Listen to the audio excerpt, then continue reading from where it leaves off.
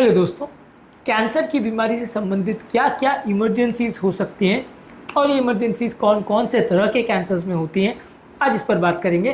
Cancer के संबंधित बहुत सारी तरह तरह की इमरजेंसीज हो सकती है जो कि रूटीन मेडिकल इमरजेंसी से थोड़ी अलग होती है। इनके होते हैं कुछ स्पेसिफिक कारण जिनके बारे में जानना और समझना आवश्यक है। एक अलग वीडियो में इनके मैनेजमेंट पर बात करेंगे।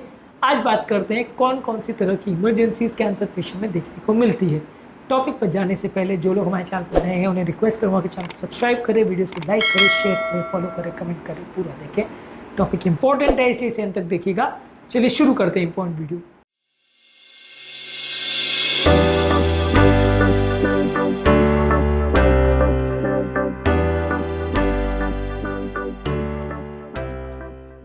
सबसे पहला होता है ट्यूमर लाइसिस सिंड्रोम।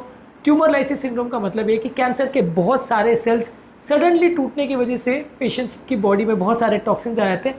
बहुत सारे रैपिडली मल्टीप्लाइंग ट्यूमर्स जैसे कि ल्यूकेमिया, लिम्फोमा जो कि ब्लड कैंसर्स है, और जो ऐसे कई ट्यूमर्स हैं जो बहुत जल्दी जल्दी ग्रो करते हैं, वहाँ सेल्स बढ़ते चले जाते हैं, टूटते चले जाते हैं, जिसकी वजह से ब्लड में पोटाशियम लेवल्स बढ़ जाता है, यूरिक एसिड लेवल्स बढ़ जाता है, फॉस्फेट लेवल्स बढ़ जाता है, कैल्शियम लेवल लो हो जाता है। इसके सिम्टम्स में लोगों को उल्टी होना, उल्टी जैसा लगना, मिर्गी होना, मसल क्रैम्प्स या मसल में पेन होना और किडनी फेलियर होना, ये सारे लक्षण देखने को मिल सकते हैं। ये ट्यूमर लाइसिस सिंड्रोम कई बार थोड़ा सा डेंजरस होता है। इसके बारे में जानना और समझना और सही समय पर इसे रिकॉग्नाइज करना ज़रूरी है, नहीं तो ये डेंजरस हो सकता है। अगला इंपॉर्टेंट कॉम्प्लिकेशन है स्पाइनल कॉर्ड कंप्रेशन।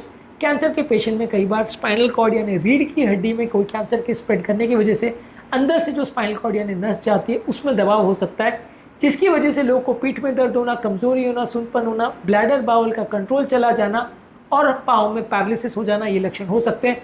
ज़्यादातर इस तरह के पेशेंट में यदि आपने ट्रीट नहीं किया तो पाँव का पैरालिसिस हो सकता है। ज़्यादातर ये ब्रेस्ट, लंग, प्रोस्टेट और स्पाइन के कैंसर्स में देखने को मिल सकता है। अगला इंपॉर्टेंट कॉम्प्लिकेशन है सुपीरियर वेना केवा सिंड्रोम। इसमें बेसिकली जो ऊपर की जो नली होती है, जो वेन सर से और दोनों हाथ से और छाती से पूरे ब्लड को गले से लेके राइट एट्रियम में लेके आते हैं, उसको सुपीरियर वेना केवा बोलते हैं। इसमें हो जाता है क्लॉट या खून का थक्का बन जाता है, या इसमें कैंसर सेल इन्वेड कर जाते हैं, जिसमें इस नली का ब्लड फ्लो कॉम्प्रोमाइज हो जाता है, जिसकी वजह से चेहरे पर, गले पर और हाथों में सूजन आ जाती है, लोगों का श्वास फूलना बढ़ जाता है और छाती में कई बार दर्द भी हो सकता है, खांसी भी हो सकती है। ज़्यादातर ये लंग कैंसर, लिम्फोमा और गले और छाती के कैंसर में देखने को मिलता है। सही समय पर ट्रीटमेंट नहीं किया जाए तो जानलेवा हो सकता है। अगला इंपॉर्टेंट कॉम्प्लिकेशन है हाइपर कैल्सीमिया ऑफ मैलिग्नेंसी।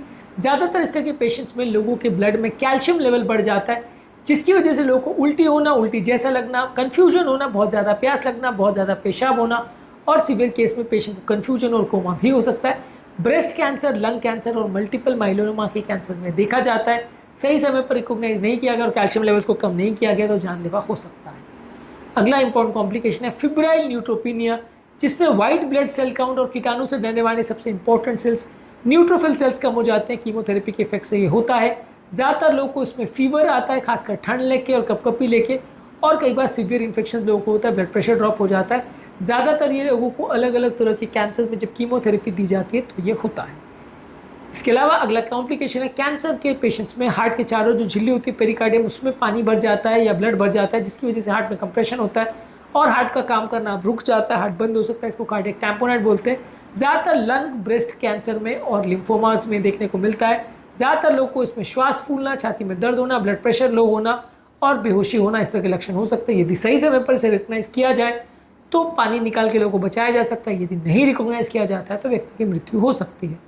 अगला इंपॉर्टेंट कॉम्प्लिकेशन है पल्मोनरी एम्बोलिज्म, जिसमें हार्ट से जो लंग्स में नली जाती है उसमें क्लॉट जम जाता है। ज़्यादातर ये किसी भी कैंसर पेशेंट में ब्लड की क्लॉटिंग टेंडेंसी बढ़ने की वजह से हो सकता है।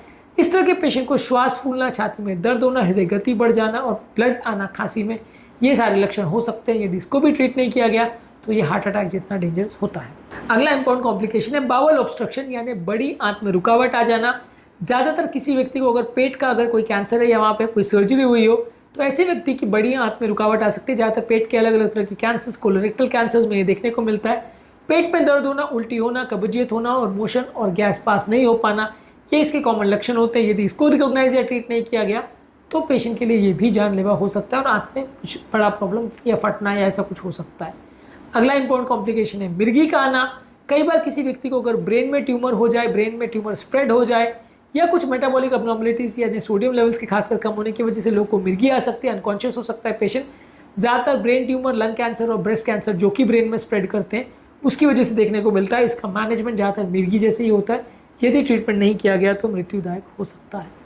अगला इंपॉर्टेंट कॉम्प्लिकेशन है सेप्टिक शॉक, जो कि ट्यूमर और कैंसर के पेशेंट में कई बार सिवियर इन्फेक्शन की वजह से होता है। इसमें बॉडी में बहुत ज़्यादा इन्फ्लेमेशन होता है और इससे मल्टी ऑर्गन फेलियर हो जाता है। ज़्यादातर इस तरह के पेशेंट को बहुत ज़्यादा हाई ग्रेड फीवर आता है, कई बार हृदय की गति बढ़ जाती है, ब्लड प्रेशर कम हो जाता है, कन्फ्यूजन हो जाता है, सांस लेने में तकलीफ होती है, ऐसे लोग की इम्यूनिटी कॉम्प्रोमाइज़ होती है और ज़्यादातर कीमोथेरेपी वाले पेशेंट्स या फिब्राइल न्यूट्रोपीनिया वाले पेशेंट में देखने को मिलता है।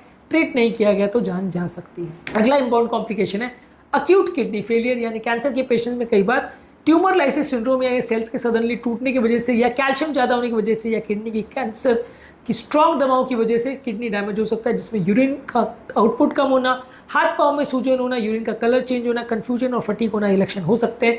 ज़्यादातर ये ब्लड कैंसर्स में और नेफ्रोटॉक्सिक जो दवाइयाँ चलती हैं उसकी वजह से होता है।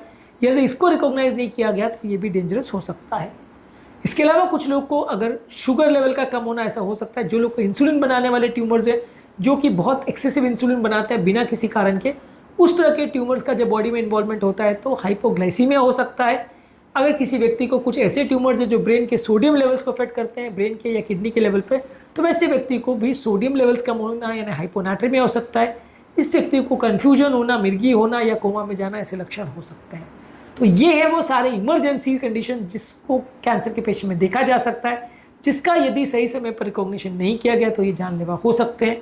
इसके अलावा इनके मैनेजमेंट पर हमने एक अलग वीडियो किया है, उस वीडियो को भी ज़रूर चेकआउट करें। टॉपिक एंड करने से पहले जो लोग हमारे चैनल पर नए हैं उन्हें रिक्वेस्ट करूँगा कि चैनल को सब्सक्राइब करें, वीडियो को लाइक करें, शेयर करें, फॉलो करें, कमेंट करें।